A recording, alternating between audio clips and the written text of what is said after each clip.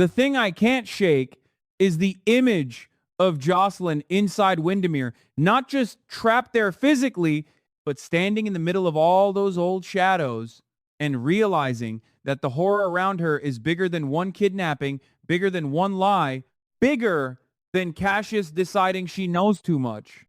There is something about this that doesn't sit right with me because Wyndemere has never felt like just a location on General Hospital. It feels like the kind of place where the truth goes to rot quietly until somebody stumbles into the wrong room. And maybe that is exactly what happened to Josslyn. I keep thinking about the way this could have unfolded. Cassius takes her, hides her away, and at first it feels like another desperate move by a man trying to protect his cover. But the longer I sit with it, the more I can't help but feel that Josslyn being held at Wyndemere is not just about silencing her. It feels like she walked too close to the center of something Cassius and Sidwell have been building for a while. Maybe she saw something. Maybe she heard something. Or maybe Cassius just realized that once Josslyn started asking questions, she was never going to stop. That is what makes her dangerous. Josslyn is not someone who quietly accepts the version of events she is handed. She pushes. She notices. She gets emotional, yes, but sometimes emotion is what makes her see what other people miss. So if Cassius really has her trapped there, I don't think he can keep pretending she is just a temporary problem. He can't keep her forever, but he also can't release her after what she knows. And that is where this starts to feel colder to me. Because there's a difference between kidnapping someone in a panic and deciding what kind of person they need to become so the world will never believe them again. I could be wrong, but I keep coming back to the idea that Cassius and Sidwell may not be thinking only about killing Josslyn. Killing her would be risky. It would bring too much heat.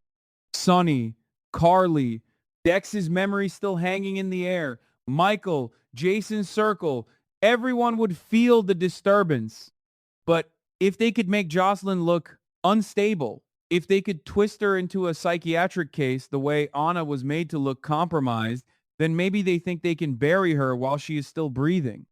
And honestly, that possibility bothers me more than a quick death threat because it is so personal. It's not just taking her freedom, it's taking her credibility. It's taking her voice. There is something so ugly about that. And maybe I'm overthinking this, but Cash is telling Josslyn everything almost makes sense if he believes she is never going to be heard properly again. That is the terrifying part. If he tells her that he is the one pretending to be Nathan, if he tells her Jason has been hidden at Wyndemere all this time, then it means he is not afraid of her knowledge anymore. Not because the knowledge is harmless, but because he thinks he already owns what happens to her next. That kind of confidence is never random. It also makes me look back at Jason's disappearance in a different way. We were told, or at least everyone in town believed, that the WSB had taken Jason to some secret holding facility. That explanation had enough official weight behind it to make people hesitate. And with Jason, people are used to complicated exits, secret custody, government interference, all of it. So it was believable enough, painful, suspicious, but believable. Yet now, if the truth is that Jason was never moved by the real WSB at all, then that changes everything. It means Cassius and Sidwell may have staged the entire thing. And I hate how plausible that feels. When Jason was suspected of shooting Cullum, it gave them the perfect opening. Chaos, accusations, a reason for higher authorities to step in. If fake WSB agents appeared at the right moment, with the right documents, the right tone, the right confidence, maybe even Brennan could have believed it. That part keeps sticking with me. Brennan is not easily fooled, or at least he isn't supposed to be. But the best lies are not wild. They're boring. They look procedural. They look like paperwork and jurisdiction and classified orders. They make people feel like they are not allowed to ask too many questions. And Cassius, if he really is this deep into pretending to be Nathan, would understand the power of a familiar face and an official story. He would understand how people lower their guard around what they think they recognize. That may be the whole trick. I can imagine Josslyn finding out Jason is there, and I can imagine the shock of it landing in her chest before her mind can even make sense of it. Jason, who everyone believed was somewhere behind a government wall. Jason, who might have been close the entire time. Jason, hidden in the same haunted place where Cassius has now trapped her. There's something almost cruelly poetic about it, and I don't mean that in a beautiful way. I mean, it feels like the writers could be circling a reveal where the audience realizes the rescue was always much closer than anyone knew. And then there's Jason himself. I don't believe Jason would just sit there helplessly unless something serious was done to him. That is another part I can't get past.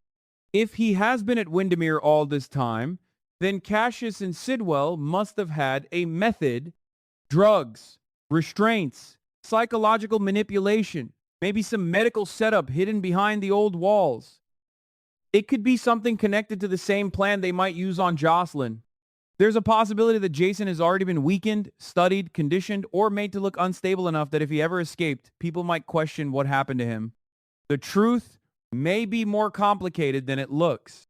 I keep wondering whether Cassius would tell Josslyn that Jason could end up declared mentally unfit or dead, not because he needs to scare her, but because he needs to make her understand the pattern.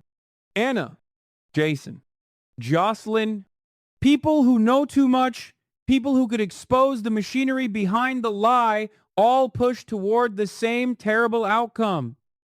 Not always killed, sometimes erased in a cleaner way, a way that lets the villains stand there afterward and act concerned. That kind of evil is quiet. That is what makes it dangerous. But Josslyn disappearing could be the one mistake Cassius can't control. Because Josslyn is loved by people who do not let silence sit peacefully. Carly would feel something wrong before anyone explained it to her. Trina would not just accept vague answers. Sonny might not always move in the open, but he would notice the pattern. And if there is even the faintest hint that Wyndemere is involved, I think all those old suspicions about that place would come rushing back. Maybe the rescue begins as a search for Josslyn and becomes something else entirely. Maybe they break into Wyndemere expecting to find one hostage, and instead they find the proof that Jason was never in WSB custody. Maybe Josslyn is the key, not because she fights her way out alone, but because her absence forces everyone else to look where they should have looked earlier.